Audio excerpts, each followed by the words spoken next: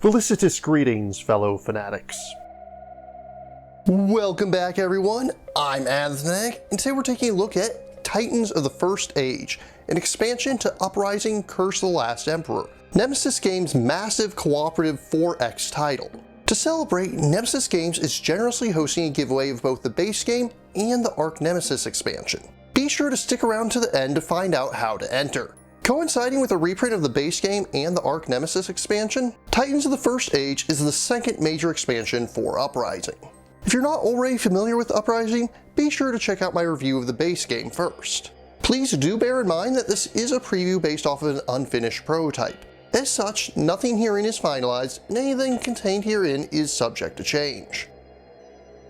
As an expansion, Titans of the First Age will require a copy of the Uprising base game in order to play it. It's compatible with the Arch Nemesis expansion, but is fully playable without it. Titans comes with a number of additions to make the game more interesting. Firstly, all druids now have unique art. Additionally, they also have the potential to produce Aether. During the refresh phase, if certain conditions are met, each druid can produce a single Aether.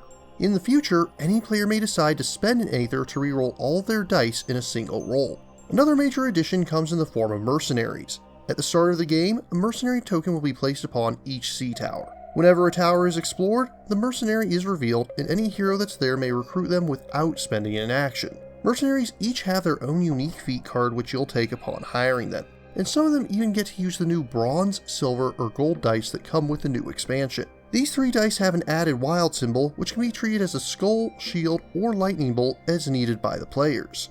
However, there are a couple disadvantages to mercs. Firstly, when they're killed, they're gone for good. Each mercenary band is unique and cannot be brought back after death. Secondly, if they're in either the Empire or the Chaos's graveyard at the end of the chapter, they count as a separate faction from all players, giving their conqueror additional victory points. Do you send a powerful mercenary unit to lead the charge against your foes while they're still mustering, or do you save them for later when more powerful opponents arise? Of course, it's not just the players that have new tools at their disposal. The game itself also has new threats that will come at the players. A new Horde and Legion are coming, but there's something very different about these two. The Legion will hide itself in the Horde deck and vice versa. Beyond that, whenever a Horde or Legion comes out, they'll now have a random Bane assigned to them. These are nasty abilities which make them even tougher than before, equipping them to counter the player's new advantages with mercenaries and Aether. But as with the Arch Nemesis expansion before, the part that excites me most isn't the new mechanics, though those certainly are fun, but rather the new playable factions. There's only two of them this time around, but they play completely different from those that have come before. Firstly, you have the Nethersea Pirates. Instead of standard havens, they'll build blade ships. They're still not units, but can give supporting fire if they're adjacent to a battle. These ships can move from space to space, but can only travel through ice wastes. Pirates have few units of their own. However, they're able to hire and train mercenaries more effectively. They not only get to choose one merc to join them at the start of the game, but they can also rehire defeated mercenaries unlike other factions. The other option you have are the namesake Titans, Ragnar and Laga. Unlike the mortal races of Azul, you won't be building armies or constructing havens, but rather you'll have a single powerful character that acts alone. Titans have threats similar to Hordes and Legions. While a Titan's threat is at least one, it may engage enemies just as any other unit would, having a dice pool that grows more powerful as their threat increases, but becomes weaker as it goes down.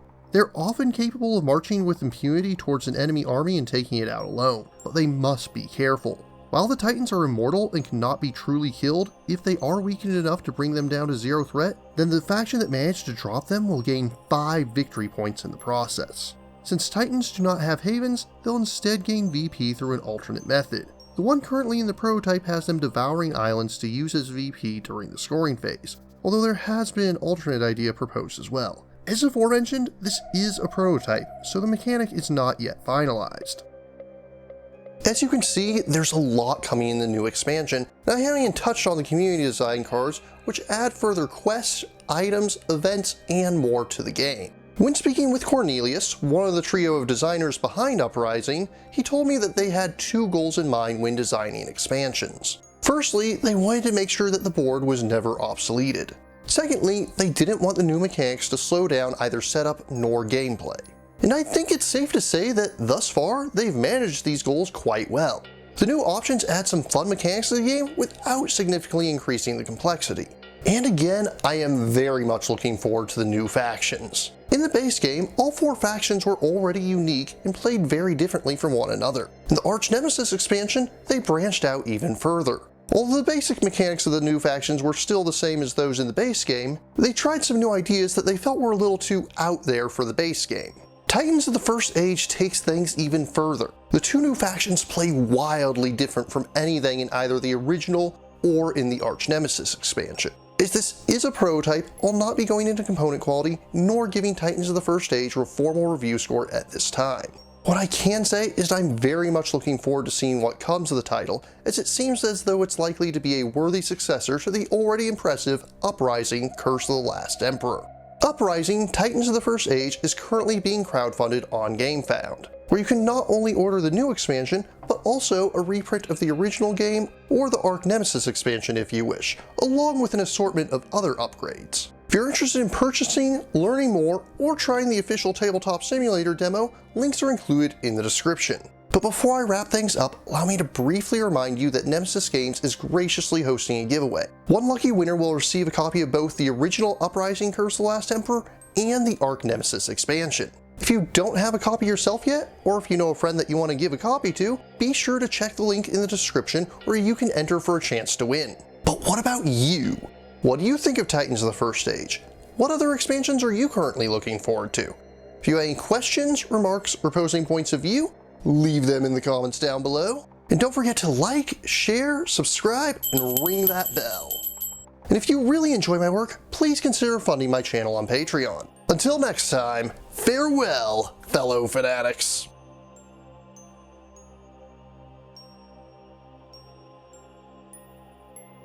Thank you again for watching. I have plenty more to share with you if you're interested. You can click up here above my head to subscribe to my channel. You can click over here on my monitor to see the most recent video that I've worked on. Or if you prefer, you can click up here to open this mysterious vault and see what video that the YouTube algorithm has picked just for you.